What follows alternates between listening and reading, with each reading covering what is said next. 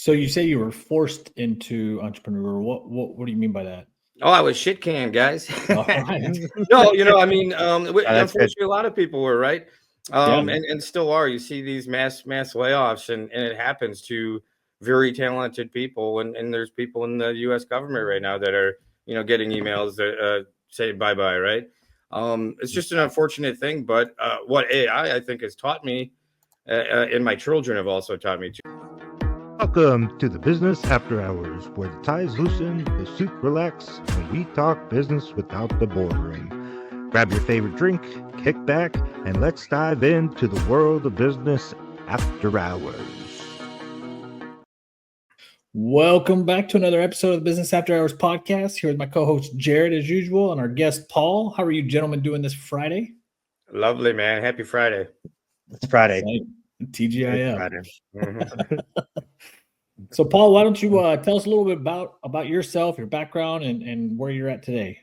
Sure. So I'm currently residing in South Carolina, the beautiful sunny state.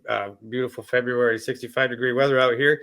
Makes me happy that I made the move 2 years ago from Michigan. I still study up in Michigan at the University of Flint. I study, I'm essentially a doctoral candidate that studies the implementation of AI in business, right? And I use those studies to reinforce what I do for a living, and that's essentially consulting organizations with automations, as well as a holistic approach to integrating AI into every function of their organization. Yeah, Jared's a big AI and automation person. So I wouldn't say Hallelujah. big. I wouldn't say big. I dabble, but that's as far as I get. Well, You're gonna that's get- how it kind of started for me, right? I mean, I a year and a half ago, I was in the corporate environment, for 20 plus years, and kind of following that traditional chain of okay, I'm going up the corporate ladder, right? And like a lot of people last year, I found myself forced into entrepreneurship in a way, right? And I was dabbling beforehand in automations, low code, no code stuff, like using make.com and Zapier for friends, right? Supporting their small businesses.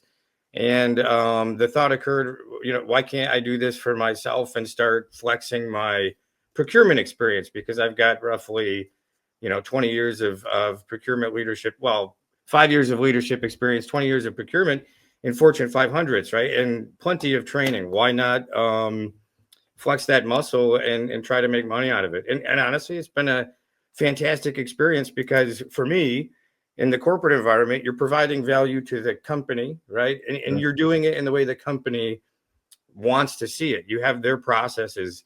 And it's been a real eye opener for me to jump into the entrepreneurial world and learn that I have a value proposition that I can provide to multiple companies in my own way, right? And it's very fulfilling.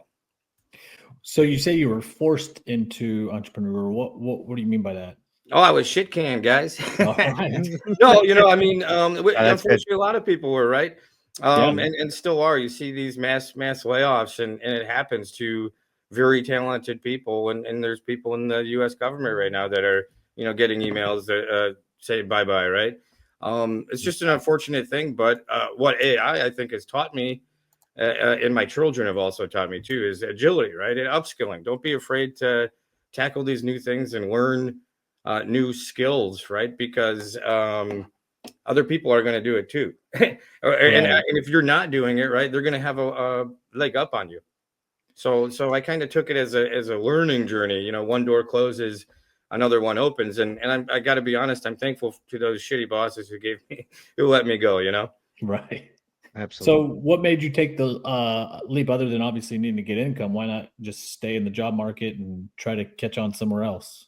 Well, so once I started to realize that I had this value proposition that I was alluding to earlier that people were interested in, right? And I could do it in my own fashion. That really appealed to me, because most of my career experiences were, I put the feather in my cap, right? By doing digital transformation activities and changing internal structures at companies. And when I realized, hey, I can combine this research and this interest, this nerdy hobby of reading all business strategy stuff and applying it. I can combine that with my approach and who I am and really be able to deliver something. And once I started doing that, that fulfilling thing kicked in, and you go, oh, okay, I have some time back, right? And when you talk about automations and you talk about AI and using it correctly, you start really saving yourself time. And when you structure your own business that way, things are a hell of a lot easier than beating the corporate donkey up over and over for 6 months about the same topic, So go ahead, Jared. No, so I was gonna ask, like, when you're doing automation, how how is it with companies looking? Sorry, companies looking for automation. What's the best way to find somebody, and like, why would somebody want to choose you over other people? Oh, that's a loaded question, dude. That's what we're here for. No, it's actually a really good question, because I think the first thing is a lot of people think about automations and artificial intelligence like it's some magic wand, and it solves these bigger problems. And the general consensus, what I would say, is that if you're looking for this service, you need to understand exactly what you're looking for, right? There are so many tools out there. There are so many that are used in all of these no-code automations, and they're almost drag and drop, right? Right. And to understand the nuances of each individual tool, it's a very big challenge. But knowing enough about them makes you dangerous enough to close what they call information asymmetry, and that's the gap between a buyer and a seller in any product, right? There's always a gap of knowledge, and if you're able to close that gap, you're going to do something far more strategic and far better for your business, right? The more you close it, you're going to be more on point with your strategy. You're going to be more effective in your negotiation at a better cost. So it's always about due diligence and learning what exactly you want before you go out asking for it, right? And I've asked for things that I didn't realize I didn't need and didn't want, right? So we all do it because it seems like a good idea, and especially right now when you hear artificial intelligence everywhere, right? I mean, the Super Bowl advertisements, every other one was an artificial intelligence ad. Great for my business because people are interested, but most of my first phone calls with people who think they want something, it's really about teaching them, what it is they're looking for. And most of them can be solved with automations, but it's what you thought you wanted is really this small scope, right? It's really this, and then we can build on it. What's the apprehension that you're facing? I think there's a couple different things that people think, right? One, small business owners don't want to take their hat off and relax, right? Everybody, and I suffer from this too. We have this idea that the business is built by us and on us, right? Right. And the small business owners don't want to give away responsibility. And it's kind of like this thing where you have to remember to work on your business, right? You're growing your business so that you can spend time relaxing in the future, not that so you can work yourself into the ground. So I think people are apprehensive to give that technology, give that responsibility away to a technology they don't know fully. Sure. What's been the learning curve like for teaching those small businesses? I mean, it's still ongoing, right? Because these tools are changing every day. There's from a cost perspective, from a performance perspective, the basic fundamental automations don't change, but the tools are getting very niche, right?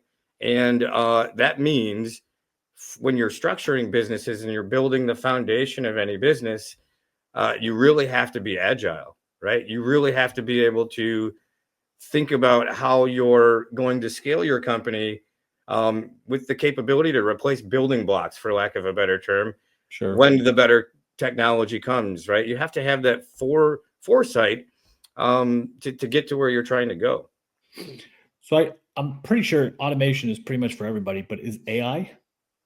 I would argue absolutely. I have this thing in the back of my mind that think of the assembly line in Henry Ford, okay? Right.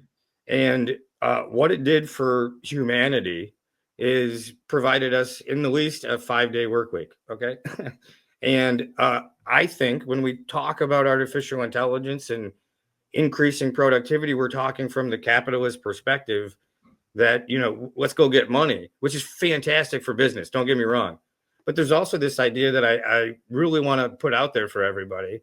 It's that maybe we can have some more leisure too, right? Some people go, "Hey, idle hands are are the devil," and I'm going like, "Well, hey, wait a minute. I really want to relax.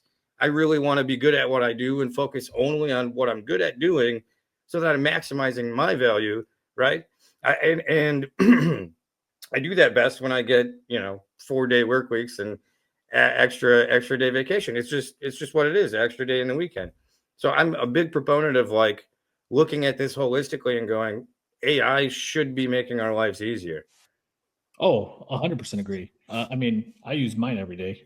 Mm-hmm. Now, do you feel like the automation market's getting oversaturated? 100%. 100%. And I'll tell you, one of the things I started to study because of that, and I started to, obviously it makes sense to study it because I'm doing this stuff. I want to validate that what my company puts out there is grounded in both theory and practice, right? And so what I'm studying is the Dunning-Kruger effect. And if what that basically is if you give a man a hammer, right, he thinks he's a carpenter. And you give a man a hammer, every problem becomes a nail, and AI is the nail, right? In this case, or the problems, use the hammer to solve it, right? And so the logic here is that when you're using artificial intelligence and you don't necessarily know the underlying, or you don't have the experience to properly perceive the underlying data, but you're using that information, you're becoming overconfident, right, in your incompetent abilities, right? And it's actually, and it snowballs. It's a snowball effect. So, that's my version of AI and bias. And AI and ethics is that, check yourself before you wreck yourself, basically, and make sure that you know what the hell it is you're doing with these tools too. Which brings me to, are there dangers to the AI? I think if we keep the humanity level where it's at, no, right? I think there's enough there to keep pushing us to do things better, smarter, faster, and so on. But obviously, any technology in the wrong hands, for lack of a better term, right, it can be used incorrectly, and the risk is when you have people, stupidity, right? When you have stupidity that proliferates because of the use of a tool incorrectly, Sure. So old school businessman approaches you. What's kind of the learning curve that they are going to have? Oh my gosh, the down here in the South, no harm meant by any of this, but down here in the South, very relaxed and very much their money is when they shake the hand. That's where their return on investment comes from. And my approach is always to let that 40-year business professional know that all that AI is doing, if you're using it right, is giving you more opportunities to have handshakes, right? You don't have to spend the time doing anything you don't like to do if you don't want to. You're just going to be focused on your activity that has the highest return on investment. And then the other thing with small business folks is if you do it right, AI essentially emulates you. So if you're a person with drive that's, through the roof, and you're brilliant and you can structure companies well, if you're using AI, and in particular agentic AI, right, a system where AI is learning from itself and it's prioritizing accordingly, you basically have a bunch of little mini-me's in your organization, and that can be really good or really dangerous, right? And back to your previous question, it just depends on how you use it. Gotcha. Yeah, that's a great question. What tool would you recommend for beginners? Well, there's the belle of the ball, right? The Chat GPT. But what I find is that most people don't even explore inside Chat GPT. So the literal button that says explore to find the different types of customized models that's still I would say 50%, I'd venture to say, of the population they know of ChatGPT. Maybe they've queried it, they've prompted it, but they don't know that there's specific financial GPTs that could support their balancing of their checkbooks or whatever, right? They don't even know. So starting where like the simplest tool and language learning model, a very and something that is well known, is my suggestion, right? And explore it in its entirely. Then when you use one, especially if it's a language learning model where you're prompting, and you've learned how to talk with these things, like I'll admit, I talk to mine like it's my 3-year-old daughter all the time, right? And I expect it's going to screw up. I do. I expect it'll screw up, and I expect that if I'm not exactly how I want it to be, if I don't prompt it perfectly, it'll go off and do whatever it wants because that's what my 3-year-old does. Right. But I think every user needs to learn that with a simple system before they go on to these things like Perplexity or a Replit agent, where you can use language learning models to build a solution, a web application for you in like 30 seconds, well, more like 30 minutes, but through prompts, you can have a web application. It's insane. It's funny that you mentioned that you talked to it, because I got some friends that are very apprehensive about it. They just are not a technology fan in general, and they're slow to adapting to everything. But when I was mentioning, because I got the new Galaxy phone, and their AI, they want you to talk to it, like I have a conversation and whatnot with it. And so when I was telling them about that, they're like, I am not talking to an AI machine. Yeah. I mean, there are definitely people that are apprehensive to the core about, sharing all bits of information. But the reality is that these reputable companies like OpenAI, Perplexity, Claude, they provide certificates that prove that their data is encrypted, in both at rest and, when it's moving somewhere in transit. So it's safer than people, I think, give it credit for. It's not like we're putting our information in a box. Don't go out and give it your social security number, but it's not like you're giving it information and it's going off and being sold somewhere. It's still contained and encrypted and relatively private. So, those things, though, have to be taught. Otherwise, the general consensus is that AI is going to use your data however AI pleases, but it's not really like that. Right. That's a good way to put that. Do you have a secret app that you use? Oh, dude, I a secret combination of applications, 100%. And I'll be honest, most of it's for the research. My professors will kill me because the academic world is just like business, and like what Jeff is describing, they don't know what they're kind of flip and flopping. Some people love it, some people hate it. But in research, it's super powerful. There's a tool called SciSpace, typeset.io, and it basically is a massive research engine that searches all of the scholarly works that are available on a specific topic and will draw contextual parallels to the topic, right? And so that's one really kick-ass tool. But I use ChatGPT, and Perplexity in a lot of my workflows. And I use Perplexity to back up, provide data. So an example, I want to post social media. I have a copy of the social media I want to post. I want to add hashtags to it. I'll use Perplexity to make sure that my hashtags are relevant to the latest trend at the exact moment. Where GPT is trained on older data and there's a cutoff, you use Perplexity in that string of agents to kind of balance that out. That's cool. Which is easier to sell? I feel like I know the answer, but is it automation or AI, or does the combo have to come together? The way to get in the door is AI with anybody right now, right? Okay. And that'll be that way for another 2 years.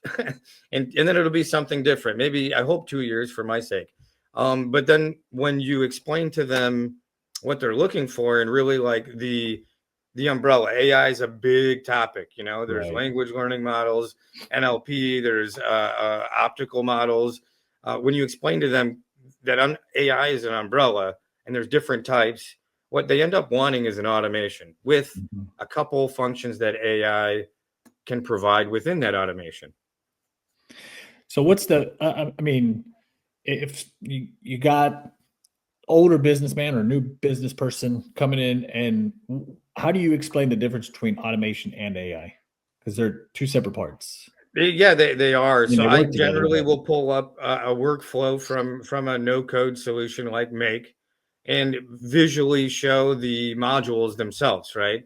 So when you pull it up, you can see, a circle for Google, your Gmail. Let's say we're watching that, and I want to use the Gmail, the information in the Gmail with a Chat GPT, or use it and paraphrase it or something. Then you can physically show, the actual information go from one module to another, and that's how you kind of explain that's the path of your data, right? And then through these modules, we're either resending it down a different path or we're transforming it into something different.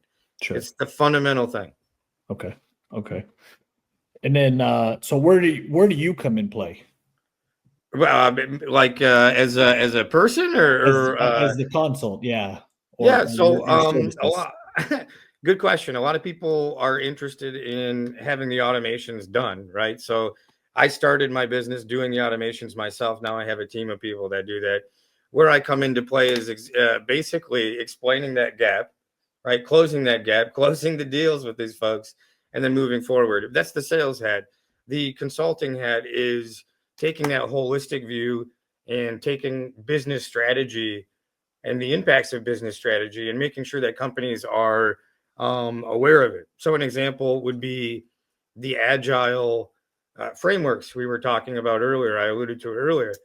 If a business is not building up their business in an agile way, they're not going to be available to flex resources to capture opportunities. And Right. it's a basic fundamental theory that's like prevailing in business strategy, resource-based theory, right? And dynamic capabilities. What are you doing as a company to build different capabilities so you're not putting all your eggs in one basket? What verticals can you take advantage of? And these are things that the consulting group really supports, because one automation is singular, right? Then there's agentic automation that's three different automations talking to each other and learning from each other. And then there's, well, how are they doing that amongst the silos and the functions of the company? And that needs oversight, right? Okay. It needs guidance. Gotcha. Is it a struggle to get AI introduced into corporations that have been around for a while?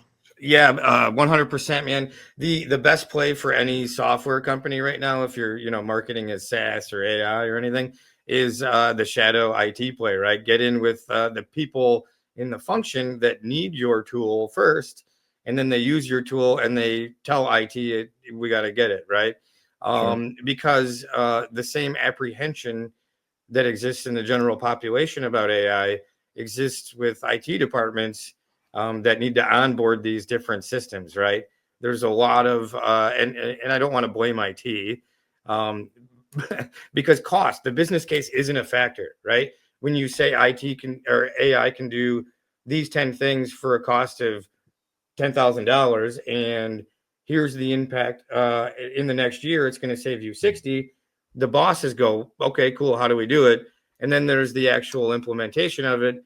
You start running into those roadblocks. So absolutely, the enterprises are harder to go into, harder to break into.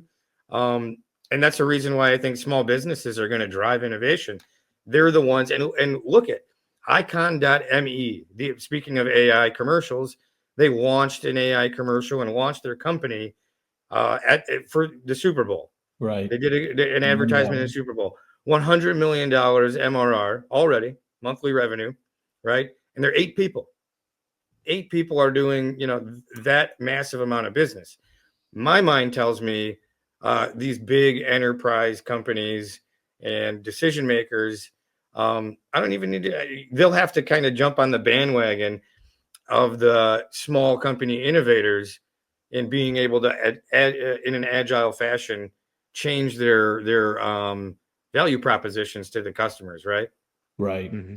Now, um, wait, I feel like with small businesses, every dollar counts for them. Like, I think that's some of the fear too. Is getting into automation sounds expensive, Mm-hmm. and so how do you combat that? What are ways that you can reassure that it's not overly expensive to get into this. No, I mean, you touched on an interesting thing in academia too. It's that the studies about AI and the effects of AI are still relatively fresh, right? There's not a lot of data that says concrete data that shows tangible results from AI. We know Mm. time is saved, right? We know, and there's the simple calculation: if you replace a desk attendant with a AI call bot, right? There's salary that's saved, you know. But the reality is, you have to explain to them in the same fashion that we were talking earlier, that it's a time saver, right? You're opening up your opportunity later to do something different. That's where you're getting your actual value, right? When you're shaking the hand, if you're a real estate agent, you're probably not, maybe you have a social media presence, maybe it's bringing in leads, but you're not closing your deals through that, right? What are you doing? Right. Well, you're getting out there, you're showing homes, and that's what basically we're telling them they're doing more of. When you get the chance to do more of what's bringing in your money, you're going to naturally get more money, right? And Right. meanwhile, you're saving it here and there. I'm personally a little perturbed also with how expensive automations are. Okay, not my company, but what I see other people out there doing, because they don't have the holistic approach. They're looking at it like a task management system, and they're automating one straight line of something, and then saying, "Oh, that's $5,000, buy." And I'll give you an example. A call bot to answer calls is not as expensive as people say it is. Right? It's not $6,000 to do that. It's far cheaper, and we'll see that level out as that information asymmetry gap closes. Sure. And then people like me and my company try to productize automations, right? Because the reality is, you build an automation, you can basically transfer that into a different function or organization fairly easily, right? So it's not like you build it once, you spend the 10 hours, it's 2 hours the next time to sell it, you know? So there's eventually it'll compress. Gotcha. I hope. How was that? I hope it does. Yeah, it should. Yeah.